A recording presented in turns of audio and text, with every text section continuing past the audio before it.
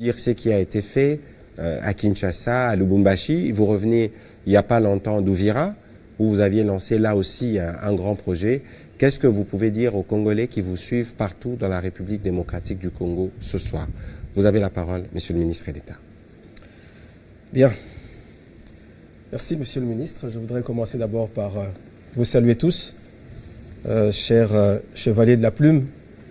Et j'aimerais qu'au cours de cet exercice, je sois assez bref pour vous donner l'occasion d'assouvir votre soif en posant des questions peut-être sur des aspects que personnellement je n'aurais pas abordés. Je vais faire une présentation globale et selon la méthode que va indiquer Monsieur le ministre, on passera à la deuxième partie qui consiste au jeu de questions et réponses. Alors, à titre d'introduction, je voudrais d'abord dire une chose essentielle. C'est que aucune nation au monde ne peut concevoir son développement sans développer ses infrastructures. Et les infrastructures sont de plusieurs natures. Il y a des infrastructures de transport, il y a des infrastructures énergétiques, il y a des infrastructures scolaires, sanitaires, et j'en passe. Mais une des infrastructures les plus importantes qui permettent la mobilité, les échanges, c'est essentiellement les infrastructures de transport. Et je voudrais beaucoup m'appesantir là-dessus parce que vous vivez avec moi ici à Kinshasa et sur toute l'étendue du territoire. Vous savez que nous avons un espace national qui est très grand, comparable à un sous-continent. 2 345 000 km², c'est pratiquement 4 fois la France, 80 fois la Belgique. Et donc, vous comprenez bien, comme venait de l'indiquer le ministre, que si nous devons connecter toute cette étendue, ça nécessite des investissements importants, des investissements coûteux, et cela prend surtout du temps. Parce qu'on ne construit pas une route, à titre d'exemple, en une année, 2 années, 3 ans, parce que bien souvent, les distances qu'il y a entre nos différents chefs-lieux, pour ne prendre que cet exemple-là, sont des distances qui vont dans des centaines de kilomètres, pour ne pas parler de milliers de kilomètres. Une route telle que la route nationale numéro 5, par exemple, vous fait plus de 1300 kilomètres. Donc c'est pour dire que, en ce qui concerne notre pays, nous avons un défi énorme, un défi qui nécessite des moyens financiers énormes et qui demandera aussi du temps pour les réaliser si on veut réaliser des ouvrages de qualité. Donc ça, c'était pour planter le décor. Je voudrais structurer mon intervention, disons, en 4 grandes étapes. La première, je parlerai des voiries. Donc ce sont ces infrastructures routières qui sont construites dans les zones urbaines. Ensuite, je parlerai des routes, nos routes nationales, les routes d'intérêt provincial. Et en troisième lieu, je parlerai également des infrastructures en termes de bâtiments, parce qu'il y en a également, des infrastructures en termes de bâtiments. Et enfin, je dirai peut-être un mot sur les questions en rapport avec la lutte anti-érosive et les questions d'inondation que nous vivons tous aujourd'hui, malheureusement.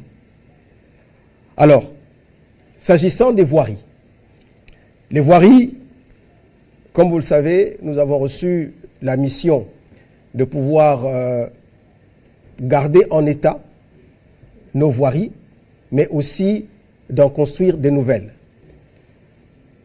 La ville de Kinshasa en particulier est une ville qui est la capitale, qui est le miroir de notre pays, souffre d'un déficit en termes d'infrastructures de voirie.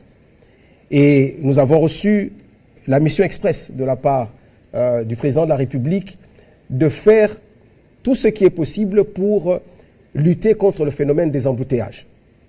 Le phénomène des embouteillages qui est un phénomène qui, inévitablement, ne rend pas les choses aisées pour les habitants de cette ville pour pouvoir se mouvoir aisément.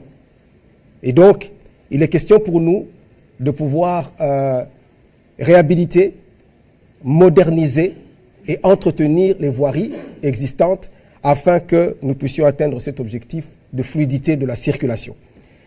Et nous avons mis en place différents projets. Ces différents projets, les financements sont de 3 ordres. Nous avons des projets qui sont financés en ressources propres.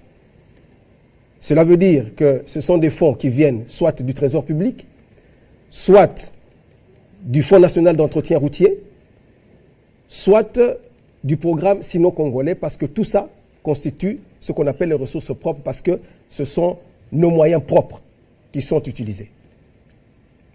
La deuxième source de financement, ce sont les partenariats publics-privés, parce que c'est une pratique aujourd'hui qui est étendue, internationalement reconnue. C'est que bien souvent, les trésors publics n'ont pas les moyens suffisants ou a plusieurs dépenses à faire, et on a plutôt recours aujourd'hui au privé pour pouvoir entrer en partenariat avec l'État, construire les routes, et on trouve des moyens pour qu'ils puissent retrouver les fonds qu'ils auront dépensés, les fonds qu'ils auront investis. C'est en résumé ce qu'on appelle les PPP, le partenariat public-privé. Troisième ordre, c'est le programme sino-congolais. Je pense que tout le monde connaît quel est le programme sino-congolais, et dans le cadre de ce programme, nous avons décidé, le gouvernement avait décidé d'échanger nos ressources contre les infrastructures. Donc c'est un programme essentiellement basé sur l'échange entre les ressources et les infrastructures. Donc ça, ce sont les ressources propres. Ensuite, nous avons, comme je l'ai dit, les PPP, et enfin, ce qui concerne les financements par les bailleurs de fonds. Alors, s'agissant des projets en ressources propres, vous avez entendu parler du projet Kinshasa Zéro Trou. Le projet Kinshasa Zéro Trou est un projet qui est totalement financé par le Trésor public, où nous avions voulu, au travers de ce projet, remettre en état de praticabilité les voiries existantes. Des voiries existantes qui présentaient une certaine dégradation, et donc le Trésor public a mis les moyens à la disposition de l'Office de voirie et de drainage qui pilote ce projet, afin d'identifier quelles sont les artères qui constituent des goulets d'étranglement pour permettre qu'il y ait une circulation beaucoup plus fluide. Et nous avons commencé par identifier à peu près 42 artères sur un linéaire de 86 km.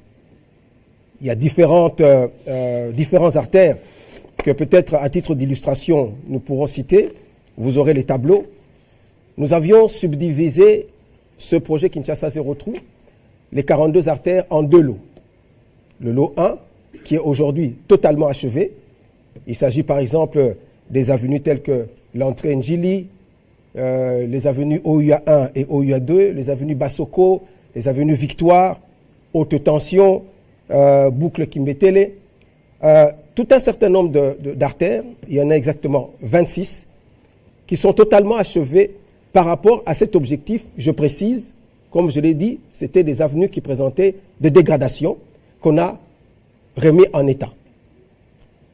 Le lot 1 est achevé à 100%. Le lot 2, lui, il est achevé à peu près autour de 80%. Et là, nous avons des avenues telles que Tangou, des avenues telles que Allée Verte, Ring 1, Ring 2, Ring 3, et d'autres avenues telles que Zécurie. Je crois qu'il y aura un tableau qui pourra peut-être vous donner l'ensemble des avenues qui ont été prises en charge par ce projet.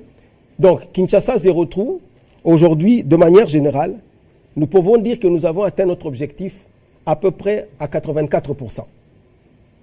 Toutes les avenues qui étaient programmées dans le cadre de ce projet, comme je venais de le dire, ont été soit achevées, soit elles sont...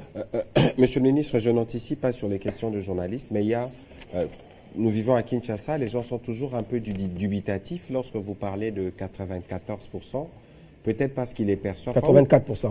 84%, excusez-moi. Peut-être parce qu'ils n'ont pas bien saisi l'idée du gouvernement derrière le projet Kinshasa Zéro Trou, qui n'envisageait pas déboucher tous les trous dans la ville de Kinshasa, mais qui avait ciblé quelques points chauds dans certains coins de la capitale. Et donc, peut-être qu'ici, il faudra rappeler que dans la Tchangou, je sais qu'on parlait de la route Sekomaf, une partie qui a été faite dans le cadre de l'entrée Njili, justement. De l'entrée Njili, Kinshasa-Serotrou, et dans d'autres coins dans les circonscriptions. Il faudrait bien que cela soit compris pour qu'on ne nous interprète pas en dehors, justement, du contexte dans lequel on avait décidé de faire ce travail rapide. Bon, alors, pour être encore plus précis sur ce projet Kinshasa Zéro Trou, Kinshasa Zéro Trou, nous l'avons baptisé ainsi parce qu'il s'agit d'une ambition du gouvernement. Notre gouvernement ambitionne, le gouvernement de Warrior ambitionne de faire de Kinshasa une ville sans trou. Voilà. C'est pour cela que nous avons appelé ça Kinshasa sans trou ou Kinshasa zéro trou. Ça ne veut pas dire réhabiliter toutes les artères de Kinshasa, mais s'attaquer aux artères dégradées de manière à ce qu'il n'y ait plus de trous dans la ville de Kinshasa. Comme on le dit souvent, Paris n'a pas été fait en un seul jour, donc on ne peut pas boucher tous les trous de Kinshasa en une année. Ça demande des moyens, d'une part, et ça demande une programmation. C'est pour cela que nous avions dit, nous prenons d'abord à peu près sur la voirie de Kinshasa revêtue, parce qu'il faut aussi préciser qu'il s'agit des voiries revêtues de Kinshasa. Nous avons pris à peu près 12% dans un premier temps, que nous avons subdivisé en lot 1 et lot 2.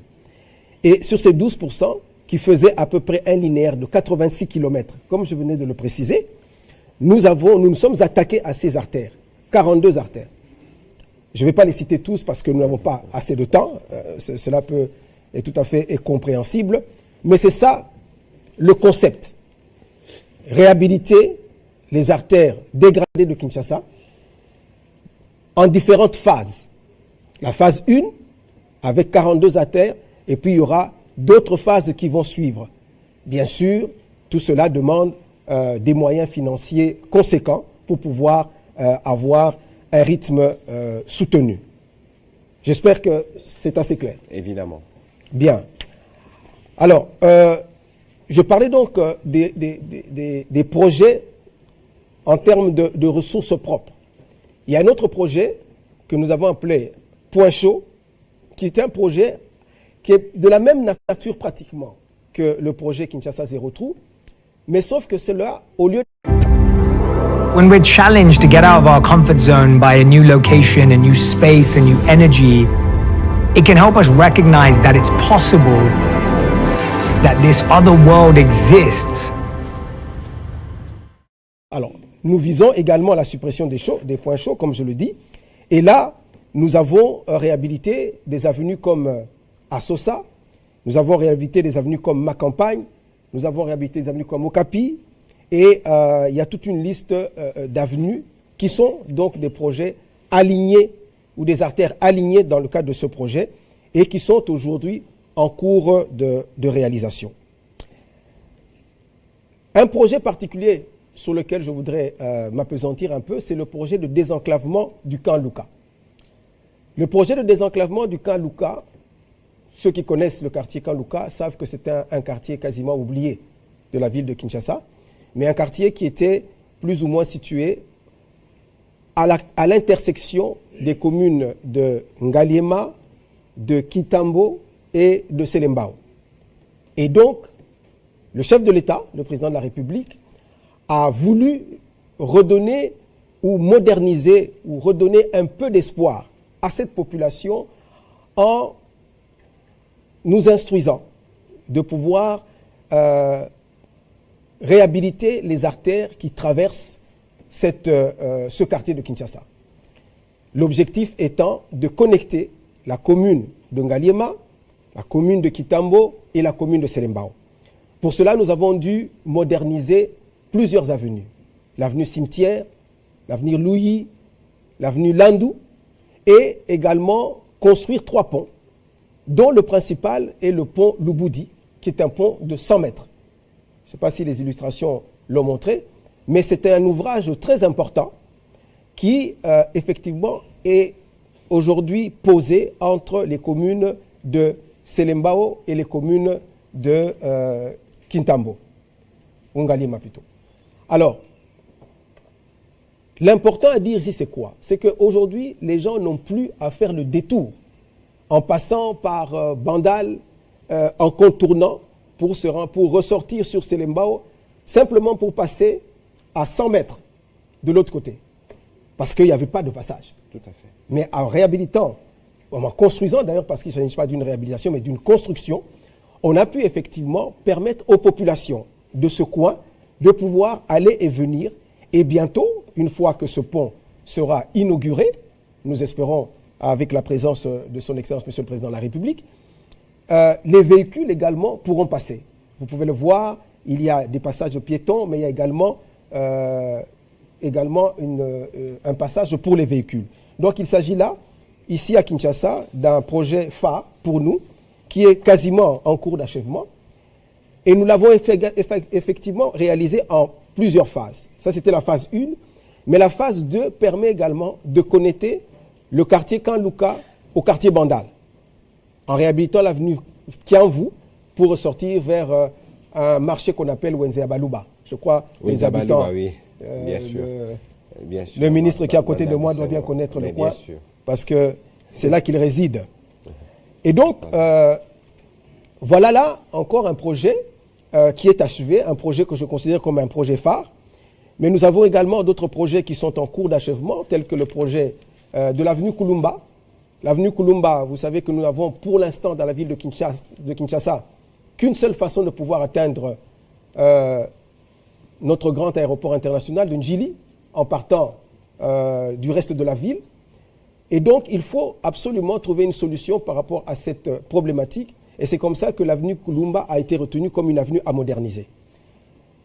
Nous avons commencé les travaux là-bas, mais il se pose aujourd'hui un petit problème d'expropriation parce que, malheureusement, vous connaissez cette problématique à Kinshasa, les gens ont occupé les emprises de la route et donc nous sommes occupés à négocier avec les habitants, les riverains, pour que ces derniers puissent accepter par des moyens financiers que nous puissions réaliser ce projet. L'autre projet phare, ici à Kinshasa, et c'est un projet pour lequel j'ai une certaine fierté, il s'agit du programme de la réhabilitation, de la construction de l'avenue Nzolana. L'avenue Nzolana, c'est une avenue, je pense que les gens qui habitent ce quartier, qui habitent les quartiers de Sangamamba, les quartiers de Malueka, aujourd'hui, ce sont des gens heureux. Heureux parce que désormais, ils ont une avenue qui permet de désenclaver toute cette partie. La désenclaver comment? Parce que nous relions le rond-point Pompage au rond-point Upen. Donc, ça constitue une deuxième voie pour pouvoir désengorger également la route nationale numéro 1, celle qui passe de Kinshasa, plutôt d'Upen, je voulais dire, d'Upen jusqu'à la ville. Je crois que tout le monde connaît cette artère-là, mais c'était la seule artère qui permettait de relier la partie est de la ville jusqu'à la Gombe. Aujourd'hui, nous avons donc la possibilité d'avoir une deuxième voie de manière à rendre, à désengorger, je voulais dire, cette artère-là. Hier, je suis passé sur le terrain et j'ai pu me rendre compte effectivement de l'effectivité de l'achèvement, je vais dire du quasi-achèvement des travaux, parce que ce qui reste à faire, la chaussée est totalement achevée, mais ce qui reste à faire simplement, c'est l'éclairage, parce que nous avons décidé d'éclairer également cette route, mais également quelques problèmes d'assainissement, parce qu'il faut éviter que le fait de construire cette artère puisse pousser les automobilistes à faire de la vitesse. Et donc, nous avons voulu construire des dos d'âne pour éviter les excès de vitesse et sécuriser la population. Donc, ce sont ces quelques petits travaux qui restent, mais la chaussée aujourd'hui est totalement achevée et l'éclairage va suivre. Donc là, je faisais un bref aperçu de ce que nous avons réalisé, sans entrer dans tous les détails bien sûr, de ce que nous avons réalisé en ressources propres, comme je l'ai expliqué tout à l'heure. Maintenant, je voudrais vous parler de ce que nous avons réalisé en partenariat public-privé. Parce qu'il faut bien comprendre qu'aujourd'hui, le mode de financement en partenariat public-privé est un mode qui est privilégié de par le monde. Parce que les ressources du Trésor étant limitées, on préfère les affecter à d'autres dépenses. Des dépenses à caractère sécuritaire, des dépenses de santé, des dépenses sociales. Mais les dépenses en termes d'infrastructure, il est possible de mettre en place des partenariats publics-privés de manière à ce qu'un investisseur qui vient investit ses moyens et le gouvernement s'accorde avec lui sur un taux d'intérêt qu'il va pouvoir récupérer et ensuite des modalités de remboursement de ces investissements. Et c'est ce que nous avons fait comme expérience au travers du projet Tshilé-Gelou, projet sur lequel le ministre Mouyaya est revenu tout à l'heure. Mais parce qu'elle suscite beaucoup de questions dans l'opinion, Monsieur le ministre. Effectivement. Tshilé-Gelou, c'est quoi? Tshilé-Gelou, il s'agit d'un projet pilote. Ceux qui connaissent le Tshilouba sauront que Tshilé-Gelou veut dire pilote. Et c'est pilote. Donc, le gouvernement, exemple, pilote, c'est-à-dire que nous voulions montrer l'exemple. On les reconnaît dans la salle. Absolument. Il a voulu me corriger, effectivement. Mais c'est bien. Je crois que l'idée, c'était celui-là. Nous voulions faire un exemple, nous voulions faire un programme pilote à partir des villes de Kinshasa et des villes dans l'espace Kasaï. Nous avions, à l'époque, il y a eu un montage technique et financier avec un partenaire pour que l'on puisse moderniser, construire des nouvelles artères dans la ville de Kinshasa et dans les capitales de l'espace Kasaï. Pour Kinshasa, il était prévu de pouvoir construire, moderniser 40 km. Exactement. Alors, il est vrai que lorsqu'on parle de Tshilé-Gelou, on parle, entre guillemets, d'un échec, simplement à cause des délais qui ont été, en quelque sorte, dépassés. Et dépassés, je veux dire, de manière quand même assez importante. Quelle a été la problématique? Dans l'espace Kasaï, tout le monde sait que c'est un espace aujourd'hui qui a un problème d'enclavement. C'est-à-dire que l'acheminement des équipements, des matériaux pose un problème sérieux. Pour pouvoir aller réaliser des projets d'infrastructure routière au Kasaï, il y avait essentiellement comme voie partir du Katanga, parce que c'est là que les gens s'approvisionnent en termes de ciment, en termes de... essentiellement tout ce qui entre comme matériaux. De fer.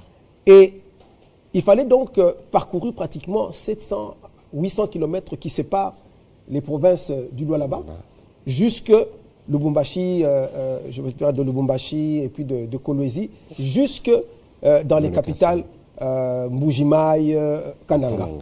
Ce qui posait un gros problème parce que l'état des routes posait problème. L'autre entrée, c'est par l'Angola, en passant par les frontières de Kalamambouji ou la frontière de Kamako. Toutes ces voies n'étaient malheureusement pas en état pour pouvoir permettre justement un approvisionnement aisé de l'espace Kasaï. Ceux qui vivent en Mbujimaï savent que généralement, lorsque la saison de pluie arrive, du fait que la route se dégrade, généralement même le prix d'essence augmente. Toutes les denrées augmentent. Donc, sur cet espace-là, le problème qui s'est posé par rapport à ce projet Tshilé-Gelou, c'est celui-là. Nous avons connu des grands retards. Alors, lorsque nous sommes arrivés à la tête du ministère, nous nous sommes entretenus avec l'opérateur en lui disant, monsieur, ces conditions, c'est des conditions que vous devriez connaître.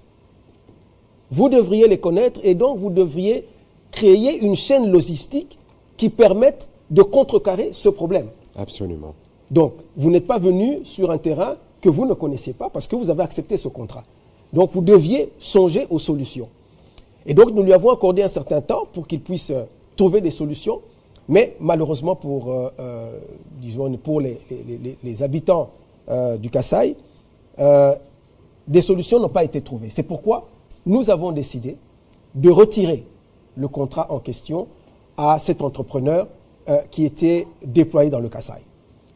Alors, en le faisant, en lui retirant ce contrat, il fallait recommencer toute la procédure parce que les procédures dans notre pays sont des procédures qui sont quand même qu'il faut respecter. Il y a l'inspection générale des finances qui est derrière nous. Il y a la DGSMC, la direction des marchés publics qui est derrière nous. Donc, à chaque contrat, nous devons avoir des validations. Tout à fait. Et ce qui fait que... Et ça prend du temps. Ça a pris un certain temps parce que nous avons voulu qu'à cette fois-ci, nous ne prenions que des entreprises qui sont véritablement installées dans ces espaces-là. Pas une entreprise qui viendrait de Kinshasa ou qui viendrait du Katanga, non. Une entreprise qui est déjà installée. Et donc, c'est le travail auquel est aujourd'hui occupé l'Office de voirie et de drainage pour pouvoir remplacer l'entrepreneur qui était là par d'autres entrepreneurs. Nous les avons déjà identifiés. Nous sommes dans le processus de contractualisation et je pense que d'ici peu, vous allez voir les travaux recommencer. Mais qu'à cela ne tienne, au Kasaï, quand même, il y a quand même quelques réalisations qui ont été faites dans le cadre de ce projet Tshilé-Gelou. Et aujourd'hui, nous sommes à peu près à un niveau de réalisation de 45%, même si les travaux sont arrêtés à ce jour. Mais à Kinshasa, le projet Kinshasa Zéro Trou a permis, vous savez que c'est un projet qui était disséminé dans les 4 districts de Kinshasa, tout à fait. La Lukunga, la Funa, le Moamba et la Tchangou. Et si nous devons parler des réalisations de Tshilé-Gelou ici dans la ville de Kinshasa, il y a des avenues telles que Dona Béatrice, Ngandakilo, Mayala, Maternité, dans le district de Lukunga, dans le district de la Funa, il y a des avenues telles que Manifeste. À Bumbu. À Bumbu? Ouais, non, c'est Lembao. C'est Lembao. C'est Lembao, mais une partie de Bumbu. Sinon, je pense que c'est Lembao uniquement. C'est dans ma circonscription, monsieur le ministre d'État. En tout cas, Lembao et Bumbu étant voisines, donc il est possible qu'elles traversent les deux communes. Alors, bonne route. Très bonne route. Très. Pour les gens qui habitent la partie vers Mbinza, ainsi de suite, aujourd'hui, c'est aussi une deuxième voie. Parce que ça permet, en partant de 24 novembre, de ressortir directement sur Kasavubu en empruntant justement cette avenue Manifeste à Sosa, qui toutes ont été réhabilitées dans le cadre de ce projet. Le projet Tshilé. Donc, monsieur le ministre, c'est très important. Tshilé-Gelou ne concerne pas que le Kasaï. Ah non. Même si le mot Tshilé-Gelou est en Tchilouba, oui. Mais il y a des routes qui ont été refaites dans le 4 districts de Kinshasa. Absolument, Merci. absolument. Nous avons appelé ça Tshilé-Gelou parce que le gros des kilomètres à réhabiliter était dans l'espace Kasaï. Parce que c'est 4 provinces, et donc sur lesquelles il y avait ces travaux à réaliser, et la ville-province de Kinshasa. Donc, je disais qu'à la Funa, on a réalisé des travaux, et c'est ce que nous venions de citer tout de suite. Au Moamba, dans le district du Moamba, la boucle Kingabois, la boucle Lomami, Madrandele, tout ça a été réalisé dans le cadre de Tshilé-Gelou. À la Tchangou également, nous avons l'avenue, par exemple, Ngapama, Terre Jaune, qui a fait couler beaucoup d'encre. Aujourd'hui est peut-être totalement réhabilité dans le cadre de ce projet de Tshilé-Gelou. Donc c'est pour dire que Tshilé-Gelou n'est pas un échec en soi, mais il avait besoin d'un recadrage. Un recadrage afin que nous puissions donner une nouvelle dynamique à ce projet. Un autre projet en partenariat public-privé, il s'agit d'un projet que nous avons appelé Moderne Construction et qui porte le nom de l'entreprise en question, Moderne Construction. Alors, bien, je suis agressé. Alors, je disais donc que Moderne Construction, qui porte le nom donc de ce projet, c'est un projet pour réhabiliter à peu près 13 km. Et ça, c'est un projet pour lequel nous avons la plus grande satisfaction parce que nous sommes aujourd'hui à peu près à 97% de niveau d'exécution. Et dans le cadre de ce projet, pour ceux qui habitent la commune de Limete, vous avez dû voir comment les avenues, la 7e rue, la 9e rue, la 13e rue, la 15e rue ont été réhabilitées. La 14e aussi a été réhabilitée.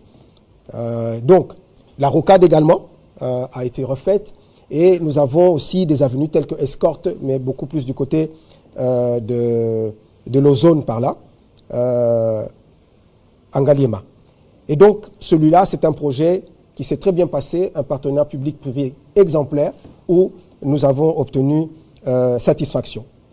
Un autre projet en PPP, c'est un projet dont j'aime parler parce qu'il s'agit de l'Alliance des bâtisseurs congolais.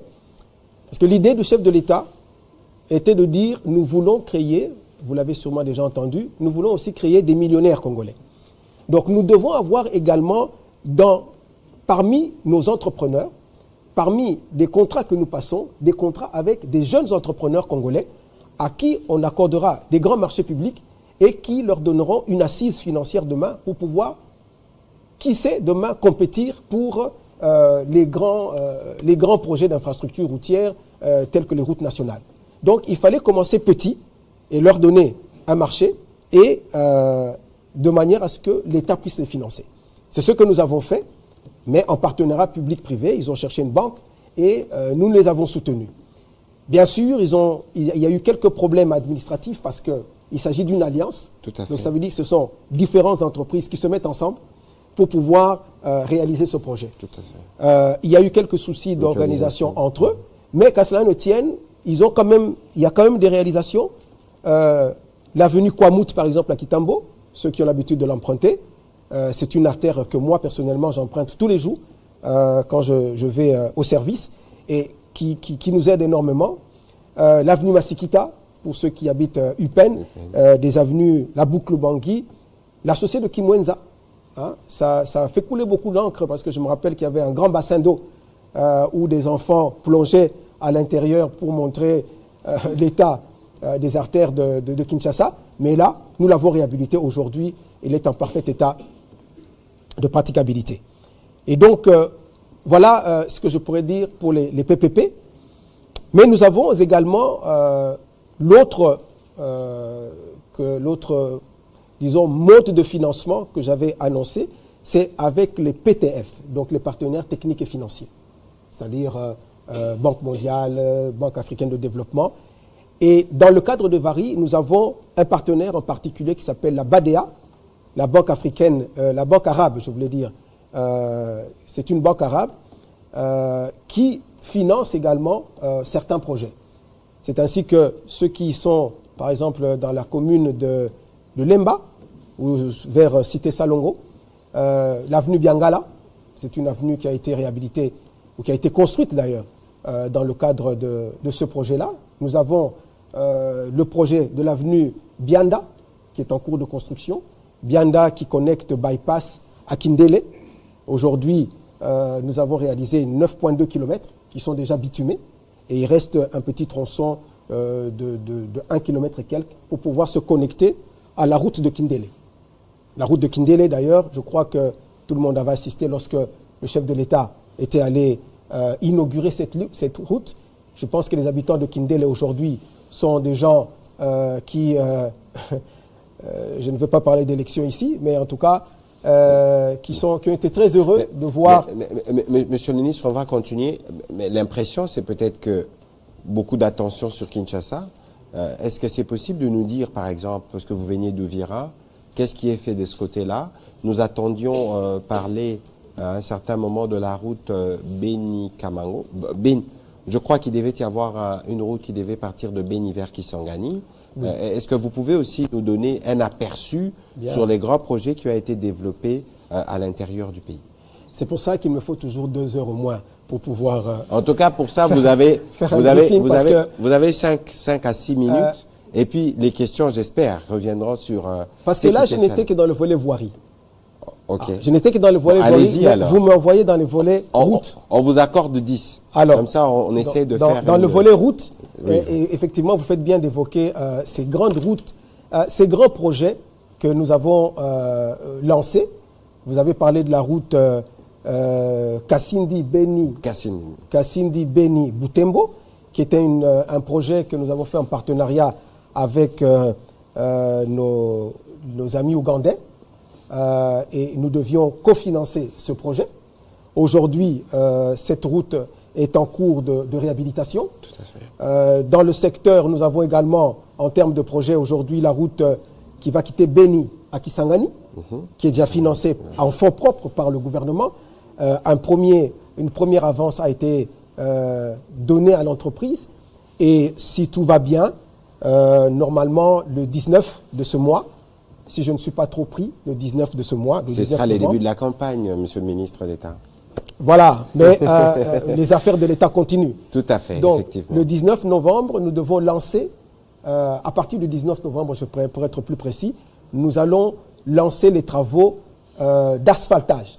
Ici, il ne s'agit pas de route en terre, mais d'asphaltage de la route nationale numéro 4, qui quitte Beni jusque, du moins dans son tronçon compris entre Beni et Kisangani, parce que elle continue au-delà de Kisangani. Donc là, nous avons déjà un des grands projets de route. L'autre projet de route dont nous pouvons parler aujourd'hui, c'est la route nationale numéro 1. La route nationale numéro 1, vous savez que c'est une route qui traverse à peu près 11 provinces et nous sommes en train de la construire progressivement. Aujourd'hui, quand vous quittez Kinshasa et que vous vous rendez vers l'espace Kasaï, la route est totalement, et du moins en tout cas est à 80% achevée. Il nous reste que le petit tronçon entre Kamwesha et Kananga. Tout le reste a été fait juste. From her natural habitat, Effie gathers customer testimonials. Her survival depends on selecting the best videos from the pack. Watch as she edits with cat-like ease. Glorious. Note the sheer strength of her sails and her nails. Run your business the way nature intended. Est une classification que nous sommes en train de revoir parce que c'est une classification qui datait d'avant le partage ou la division, les découpages, le découpage provincial. Mais au jour d'aujourd'hui, je pense que nous avons arrivé à peu près à 40, à peu près 40 routes nationales. Donc, je disais, parlant des routes nationales, il y avait donc, je venais de citer 2 routes nationales, mais ce qu'il faut dire ici, en termes de routes nationales, nous avons essentiellement des financements qui viennent des bailleurs de fonds. Les bailleurs de fonds, la Banque africaine de développement, la Banque mondiale, la première d'entre elles, mais aussi les routes en concession. Parce que, comme je le disais tout à l'heure, la voie des PPP, des partenariats publics-privés, est la meilleure des voies, parce qu'il y a des routes d'intérêt économique qui peuvent être financées par des privés, péages, et puis au travers des péages, ils récupèrent les moyens. Ouais. On a nous venions de lancer, nous venions de lancer, pas de lancer, mais d'inaugurer, c'est différent, la route entre Kasumbalesa et Sakania, 150 km. Nous avons eu l'honneur d'accompagner le chef de l'État à cette occasion. Ça date encore du mois passé, du mois d'octobre. Nous étions ensemble.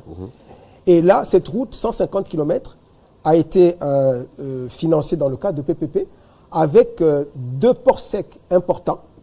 Un port sec d'à peu près une capacité de parking de 8000 véhicules et l'autre à peu près de la moitié. Et il s'agit du port sec, pratiquement le premier port sec dans la région. Tout à fait. Donc, et les plus grands. Pardon ? Et les plus grands, parce que lorsque nous étions à Sakania, souvenez-vous, dans cette grande salle qui permettait d'avoir une vue globale sur la route, du côté zambien, c'était le vide. Absolument. Et que justement, voilà, j'ai vu l'image, voilà, le port sec de Sakania. Le port sec de Sakania. Et que les Zambiens rêvent d'avoir un port sec comme il y a chez nous. Absolument. Il s'agit d'un ouvrage de première qualité, un ouvrage très moderne, avec une gestion informatisée, modernisée de la prise en charge de tous les véhicules. Nous avons eu une démonstration très intéressante de la part de l'entreprise qui a organisé cela. À côté de cela, nous avons d'autres projets, comme je le disais, financés donc par les bailleurs de fonds. Le 14 de ce mois, donc dans quelques jours ici, j'irai très exactement à Mbujimaï pour pouvoir lancer les travaux de modernisation de la route nationale numéro 2 qui quitte Mbujimaï et qui va à Bukavu. Donc, Comme vous pouvez le comprendre, nous avons commencé par la route nationale numéro 1. Nous voulons que cette route nationale numéro 1 soit connectée à la route nationale numéro 2 pour que les zones de l'Est, qui sont des zones essentiellement agricoles, puissent acheminer leur production vers les zones du centre. Monsieur le ministre, je serai obligé d'ouvrir la partie des questions pour vous permettre d'apporter des éléments d'éclairage. Mais j'aimerais quand même signaler qu'il y a la route qui relie Bukavu à Kavumu, elle a été refaite. Complètement. Là, c'est un autre projet que nous avions fait à l'époque. Une partie a été financée dans le cadre du programme de 100 jours du chef de l'État. Mais aujourd'hui, nous sommes également en train de l'achever sous financement du FONER. Mais des voiries, nous avons aussi des projets dans différentes villes, dans différents chefs-lieux de notre pays, que vous alliez au Lualaba, à Kolwezi, que vous alliez à Alors Lubumbashi. peut-être qu'il faut faire un peu de pédagogie pour qu'on puisse bien nous comprendre. Voirie, ce sont des routes dans les villes. Voilà. Ce sont des routes dans les zones urbaines. Dans les zones urbaines. Dans les zones urbaines. Et puis, vous avez maintenant des routes, les routes nationales. Nationales qui sont les RN. Comme Kinshasa-Matadi. Kinshasa-Matadi, c'est une RN. La RN2 relie Mbujima et à Bukavu jusqu'à Goma. La RN3, elle passe également à partir de Bukavu, elle remonte jusqu'à à peu près Kisangani. La RN4 quitte Beni pour se terminer plus haut dans le nord, au-delà de Kisangani. Et RN5, vous quittez Bukavu, vous allez à Lubumbashi. Enfin, je peux continuer ainsi. Donc, voilà. Voilà, monsieur le ministre. Peut-être pour achever, j'ai parlé des routes, des voiries, j'ai parlé des routes nationales. Mais une chose importante à dire ici, pour les routes, et je tiens à le dire ici, c'est le grand projet que nous avons d'acquisition d'engins et d'équipements. Parce que de quoi souffrent aujourd'hui nos structures techniques telles que l'Office de route et l'Office de voirie de drainage, c'est le déficit en équipement. Et donc, ils ont du mal à intervenir lorsqu'il y a des problèmes sur les routes. Alors, nous avons, dans le cadre d'un partenariat public-privé, signé un contrat d'acquisition de 5600 engins. 5600 engins. J'aurais aimé que les images soient projetées. Je me suis rendu en Chine d'ailleurs pour le voir. Voilà, vous voyez là-bas, où on a déjà la production, une partie de la production. Bon, ce n'est pas les personnes dont j'ai besoin. Voilà. Là, je suis avec le DG de l'Office de route. Et ce sont des engins qui sont dans la salle d'ailleurs. Floqués avec les images, le drapeau de la République et l'image du Vous chef de l'État. Vous dites 5600. 5600 engins, dont 115 sont déjà présents à Kinshasa. Quand je dis présents à Kinshasa, en fait, je voulais dire présents dans la République démocratique du Congo parce que nous avons déjà commencé à les déployer. Essentiellement dans l'espace Équateur, dans l'espace Grand Bandundu et ici à Kinshasa.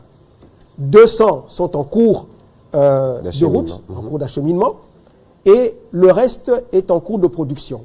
Si Dieu le permet, je pense qu'aux alentours du 20, je pourrais faire un saut en Chine pour pouvoir malgré la campagne électorale, vous êtes candidat, je rappelle. Oui, mais les affaires de l'État ne traînent pas. Notre population en a besoin. Et donc, je me rendrai là-bas pour pouvoir réceptionner parce qu'une grande partie de cette production est en cours. Et donc, ça permettra à nos deux régies, l'Office de route et l'Office de voirie et de drainage, d'être dotés en équipement et de pouvoir intervenir. Cela va faire une différence, un changement énorme, énorme en termes de prise en charge, en termes d'entretien et de réhabilitation des routes. C'est inédit. Alors, pour précision, l'OVD et l'Office de route ont des embranchements dans les 26 provinces. Absolument. Et ça veut dire que dès que ces engins vont arriver, toutes nos 26 provinces seront dotées de capacités d'intervention. Exactement. Vous pourrez peut-être nous dire c'est à quoi ces engins vont servir, à bitumer la route, à évacuer de voies et être sûr que les populations ont plus de facilité. Monsieur le ministre, on va commencer la série de questions. Peut-être qu'une question reviendra dessus. On commence avec Monsieur Jacques Moulouba.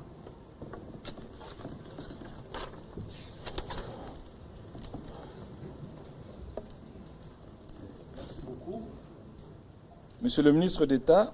Une question, s'il vous plaît, parce qu'il y en a beaucoup.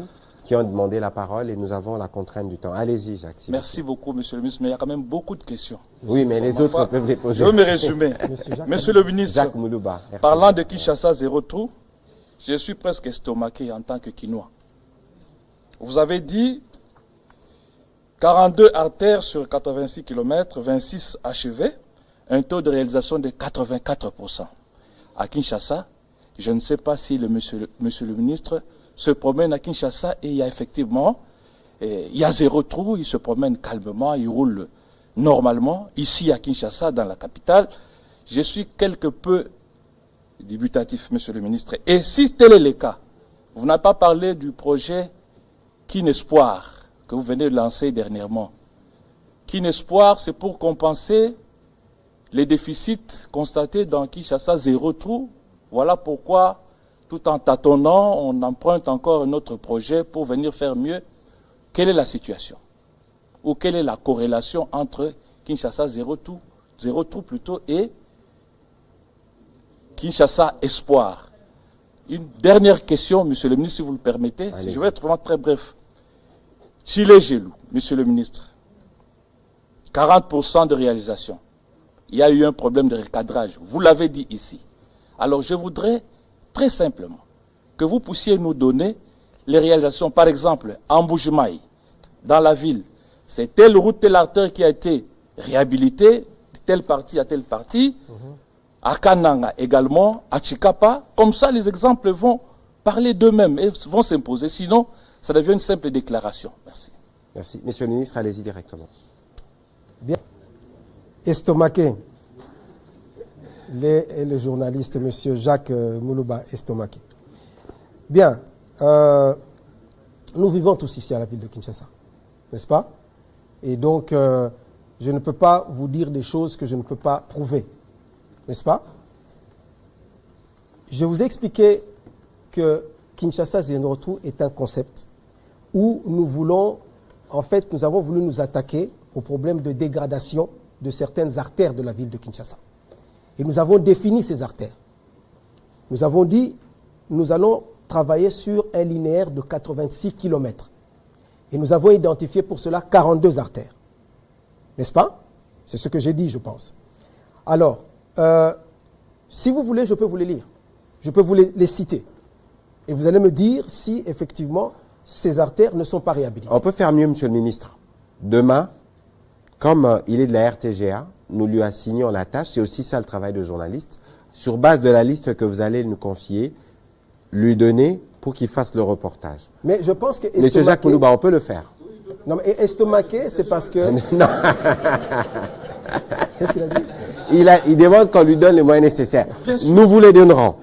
Parce que nous parlons, nous sommes en direct. Non, je crois parce que les gens sont dubitatifs. Alors, il sera moins estomaqué en ce moment-là, monsieur le ministre d'État. Non, je crois qu'il est estomaqué parce que le concept continue à poser problème. Le concept continue à poser problème parce que les gens veulent arriver effectivement à l'objectif alors qu'il y a un chemin à parcourir avant d'atteindre l'objectif.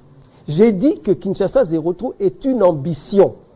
Nous voulons arriver à une situation où à Kinshasa, il n'y a plus de trou. Il y a donc zéro trou. Je n'ai pas dit que nous y sommes arrivés. Ça serait un gros mensonge. Mais ce que nous disons, nous, c'est que nous partons, nous définissons des phases. Nous avons commencé par la phase 1. Nous avons pris en charge 42 artères dans la ville de Kinshasa. Et je dis bien, il s'agit des artères revêtues de la ville de Kinshasa. Nous les avons identifiées. Et demain, je me fais fort de vous prendre, peut-être pas avec moi, mais en tout cas avec un membre du cabinet, et de faire le tour avec l'OVD. Est-ce que l'OVD est là? On y associera d'autres journalistes aussi. Exemple. Comme ça, c'est évident. Et vous témoignerez. Exemple. Et vous témoignerez. Exemple. Je pense que c'est vraiment la meilleure... parce qu'avec les journalistes... Saint-Thomas. Voilà. Qui m'en amènent, comme on dit. Voilà. Donc, l'avenue, les avenues Bassoko. Vous connaissez l'avenue Bassoko? Vous l'avez empruntée? Bassoko, pâtisserie nouvelle, pour aller vers GB, vers Bandal. Vous rentrez par là. La route est totalement faite à côté de la mosquée. Et il y en a plusieurs que je peux vous citer. Monsieur le ministre, je crois que sur cette sur ces premiers volets de la question, Alors. nous aurons la réponse parce qu'ils seront sur terrain, mais peut-être alors lui dire quelle est la corrélation entre le projet ou les degrés de complémentarité entre Zéro-Trou et les projets Kinespoir d'ailleurs que nous avons lancés dans ma commune de Bandalungwa. Voilà. Alors, Kinespoir que nous venons de lancer à Bandalungwa ne vient pas... En fait, il faut bien comprendre que nous sommes ici en face d'une situation, d'une ville qui rencontre différents types de problèmes en termes d'état de la route. Il y a des routes qui présentent un état de dégradation avancé, où la chaussée est totalement partie, et il y en a d'autres qui présentent simplement des petits nids de poules. Alors, Kinespoir est venu beaucoup plus dans ce registre-là, des petits nids de poules qu'il y a. Nous avons plusieurs chaussées qui peuvent revêtir avec un minimum d'investissement, très rapidement revêtir une belle robe. Alors que Kinshasa Zéro-Trou, nous nous attaquons aussi à des artères qui présentent des dégradations assez avancées. Donc, c'est pour les techniciens en la matière, ils comprennent très facilement la différence qu'il y a entre un nid de poule et une route dégradée. Donc, il fallait trouver des moyens pour ce type d'intervention et pour les autres types d'interventions. Et ensuite, ça c'est le premier aspect, mais le deuxième aspect aussi, c'est la source de financement. La source de financement constitue aussi une différence principale, une des grandes différences. Tout à l'heure, lorsque je vous expliquais la différence, par exemple, entre le projet Point Chaud, j'en ai parlé, le projet Point Chaud, je l'ai comparé au projet Kinshasa Zéro-Trou en disant que d'un côté, c'est le FONER qui finance, mais de l'autre côté, c'est le Trésor public qui finance. Ça fait toute la différence. Et donc, nous, lorsque nous ordonnançons les choses, nous considérons que les projets financés par le Trésor public sont des projets différents des projets financés par le Fonds national d'entretien routier, par exemple. Alors, pour revenir à Kinespoir, il s'agit là d'un projet qui est financé en PPP, parce que c'est un privé, je crois qu'il était avec nous sur terrain le jour où nous avons lancé les travaux, c'est un privé qui a accepté d'accompagner le gouvernement dans ce programme de réhabilitation des artères. Il a dit, moi, je suis prêt à financer, quitte à vous, gouvernement, de trouver comment est-ce que vous allez me rembourser. Donc, vous voyez 3 projets dont les financements sont différents. Trésor public, Fonds national d'entretien routier, et puis partenariat public-privé. Donc, je pense que c'est clair. Même si la nature des interventions peuvent être similaires, mais déjà,